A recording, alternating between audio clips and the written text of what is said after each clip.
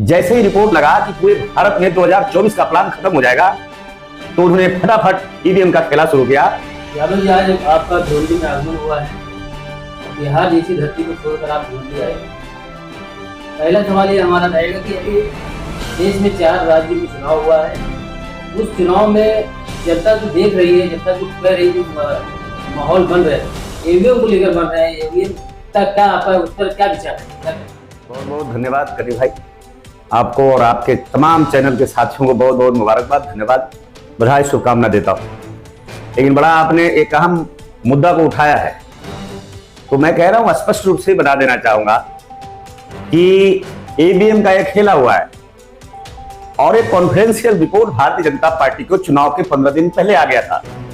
Bharatiya Janata party 5 राज्यों से सफाया हो रही थी और ईवीएम को हैक कराने का काम किया। पर भारतीय जनता पार्टी को, खासकर मैं कहूंगा संघ परिवार के लोगों को, बहुत खुश होने की जरूरत नहीं है कि देश की एक एक जनता के दिलो दिमाग में चला गया है।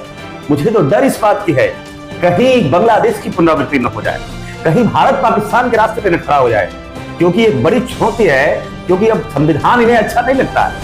अब इन्हें कोई संविधान से मतलब नहीं है। मैं एक नई जानकारी आपको दे देना चाहूंगा और वो जानकारी आपको भी मालूम है कि कल तक कार्यपालिका का हिस्सा था इस देश में, कार्यपालिका का हिस्सा हुआ करता था चुनाव आयोग, लेकिन इस चुनाव आयोग को आनंद फानंद में, विशेष सत्र में, शीतकालीन के सत्र में आपने देखा नहीं देखा कि आज न्यायपालिका को उसे दर्जा दे दिया गया। यानी सीधा सीधा लोकतंत्र को हत्या करना चाहते हैं भारतीय जनता पार्टी और नरेंद्र मोदी जी। आरएसएस के रास्ते पर हिंदू राष्ट्र का एजेंडा को लागू करना चाहते हैं।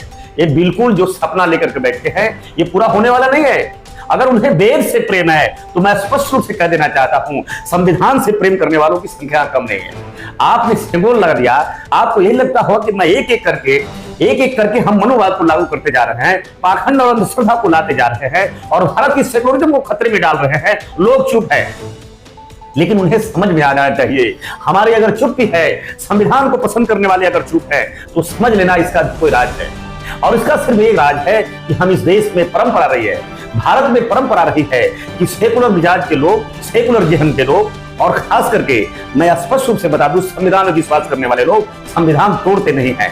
बाबा साहब के संविधान को उतना ही प्रेम करते हैं, उतनी ही इज्जत करते हैं जितना अपने शरीर को नहीं इज्जत करते। इसलिए लोग चुप बैठा है और देख रहा है, इंतजार कर रहा है, उस घड़ी का इंतजार है कि सर से पानी कब बहता है। लेकिन हम तो आज भी कहता हूं, इस सर से पानी बह गया और सर से पानी ये बहा पूरे देश जानता है। आपने भी सुना होगा, इनकी सच्चाई कोई मैं नहीं कह रहा हूं, ये मेरे मुंह से कह रहे हैं तो बड़ी दिक्कत होगी बात, लेकिन आपने थोड़ा जानकारी आपको होगा और वो जानकारी तब आपको मिली होगी जब सतपाल मलिक जी इनका राज्यपाल, जहां पर सबसे बड़ा सैनिकों के साथ घटना हो। उस घटना को कौन नहीं जानता है और हजारों सैनिकों को मरवाने का काम किया, उनकी लाश पर पार्लियामेंट का चुनाव लड़ा गया, ये पूरा देश जानता है। आज एक नई कोशिश पार्लियामेंट में हुआ कि आज लोगों को डराने के लिए, कल तक ईडी से डरा रहे थे, सीबीआई से डरा रहे थे, जितना विपक्ष के लोग थे वो सबको डरा धमका कर रखा था। अब तो स्थिति ये हो गई कि अब चुनाव आयोग के खिलाफ अगर बात आप करते हैं तो कंटेम्प्ट ऑफ कोर्ट लगेगा।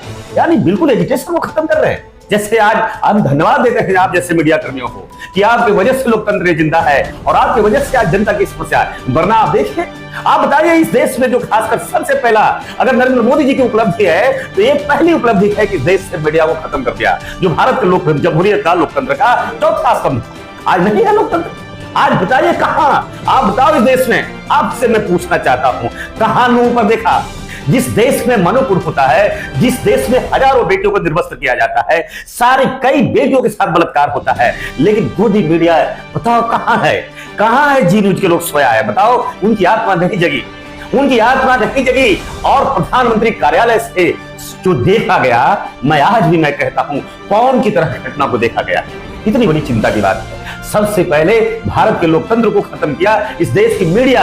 जो अफसोस है कि आज जो बड़े बड़े चैनल हैं इस देश में, जिनको खरीद लिया, एक चैनल लोग देखता था और इस चैनल के पत्रकार थे रवीश कुमार जी, जिन्हें लोग देखता था, आज वो भी चैनल लगाने के हाथ को खरीदा दिया गया। ये पूरा देश इस बात को जानता है। तो प्रधानमंत्री जी, थोड़ी भी हया शर्म रखिए और सत्ता के लिए इतना न गिर जाओ कि आने वाले नस्ल, आने वाली पीढ़ी कहीं आपको माफ नहीं करे। ये दूसरा नाथुराम गोडसे बनने का प्रयास कर रहे हैं। ये संविधान का बत्यारा है प्रधानमंत्री देश का। ये बड़ी अफसोस की बात है। आपने देखा कि नहीं देखा? अब कल तक ये बोलते थे प्रधानमंत्री हम आदिवासी लाए हैं, लेकिन उन्हीं का पुलिस जो मंदिर में बैठने वाला। लेकिन महामहिम महोदया जब मंदिर गृह में पूजा करने जाती है और राष्ट्रपति महोदया को वहां पूजा नहीं करने दिया जाता है, उन्हें विधवा कहा जाता है, उन्हें अछूत कहा जाता है, उन्हें आदिवासी कहा जाता है, और वहां का पांडा पुजारी उस मंदिर से उन्हें बाहर निकालने का काम करता है। ये क्या है? देश में लोकतंत्र बचा है? इस देश में संविधान बचा है? इतने बड़े पद पर जो सबसे बड़ी संवैधानिक पद है। तो बताइए, एक और बात मैं याद करना चाहूंगा प्रकाश साहब कि महामहिम ने एक बात कहा था कुछ दिन पहले जब बाबा साहब की प्रतिमा का अनावरण हो रहा था। मैं याद कराना चाहूंगा, महामहिम ने कहा था ये बाबा साहब का सम्मान तभी होगा और बाबा साहब के सपनों का भारत तभी बनेगा जब इस देश से कॉलेजियम सिस्टम खत्म होगा। अब बताओ, कॉलेजियम सिस्टम को कौन खत्म करेगा?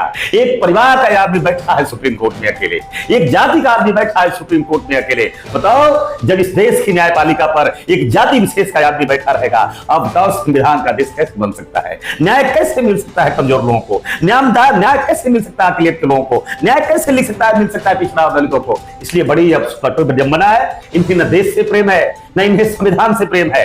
लेकिन एक बात मैं कह देना चाहता हूं, ये गफलत में नहीं रहे ईवीएम, फिर भी इनको लग रहा है हमें कुछ नहीं करना है। इन्होंने प्रॉमिस किया था इस देश से। ऐसी कोई बात नहीं है कि मुसलमान इनका विरोधी है, मुसलमानों ने भी वोट दिया था। 2014 का रिकॉर्ड निकालिए और कहते नहीं, थकते नहीं थे, आरएसएस के लोग थकते नहीं थे कि देश के सभी लोगों ने कांग्रेस को हराने के लिए, नरेंद्र मोदी जी को प्रधानमंत्री बनाने के लिए वोट दिया था और उनको प्रधानमंत्री बनाया। लेकिन देश को क्या मिला?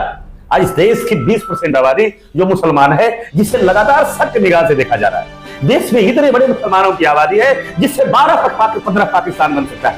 आज उस देश में मुसलमानों की क्या दशा है?